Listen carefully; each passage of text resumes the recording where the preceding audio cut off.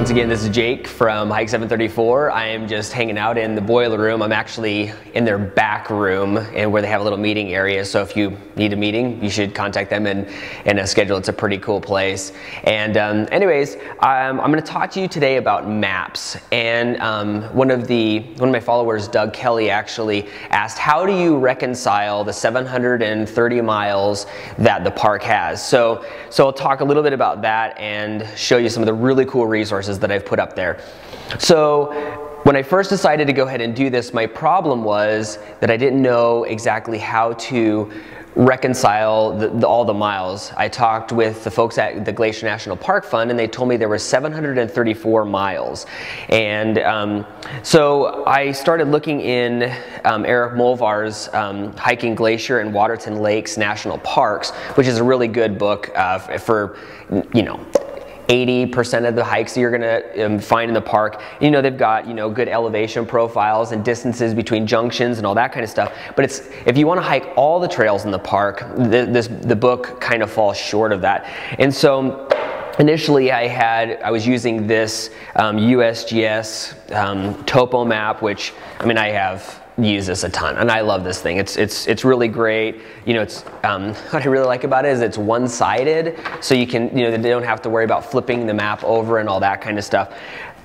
But as I was trying to solve all these problems, I came across National Geographic's Trails Illustrated, and that's really great for the park. The problem is that I got almost done with it and I realized I was way short of all the miles that I needed. And so that kind of started this journey. I called the guys in the park and they were talking about a map that the Trails guys use, and that is the 1968 version of this topo map.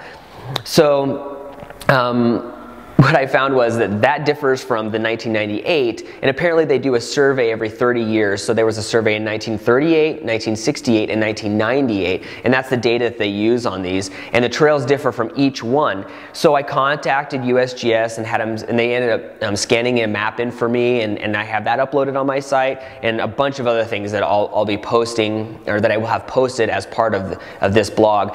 And so I looked at this one, I went and I got the actual physical topo that National Geographic put together, and so that turned out really cool. And I found the 1968 version actually at a local library, and I scanned that in and I also made a copy of it. The problem is what is actually recognized by the park, because I started to find that there was way more trails on this 1968 version than there was even on this one. And some of the ones that exist on here don't exist on here. It's just kind of a mess. Well, ended up getting in touch with the GIS, which stands for Geographical Information Systems, and I talked to that guy. And he was able to get me the data that I needed. So now I know there's 734.21 miles of trail, and there's another 0.67 miles of bike paths. So anyways, all that to say, I've got that information, I've got it in a spreadsheet, and I also have a PDF file that I've been using to kind of figure out which trails exist still and all that kind of stuff. All that's uploaded.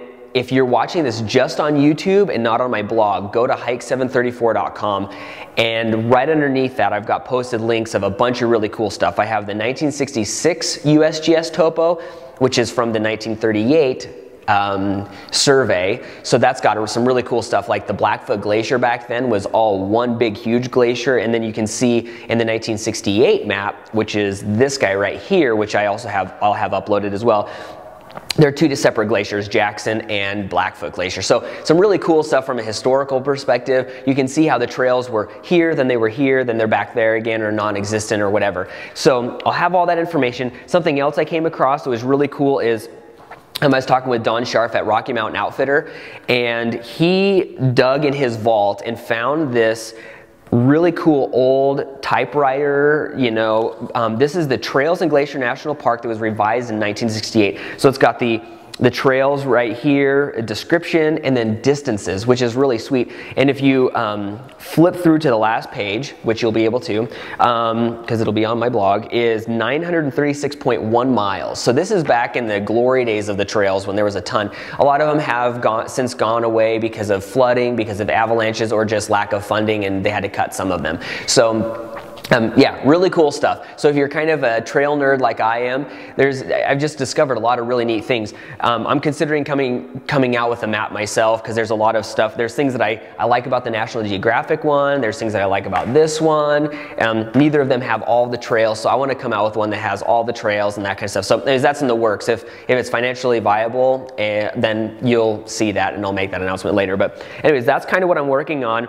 So hope you enjoy that information. Hopefully this gives you the information you need to go ahead and see what you have left to hike, or just really cool new places that you might not have seen before. So check out all that information. All those links are right below this on my blog. So visit at hike734.com, and yep, hopefully that'll help out. Any questions you have, please comment wherever you see this posted, and I'll go ahead and get back with you, and yeah, should be pretty sweet. Anyways, talk to you later.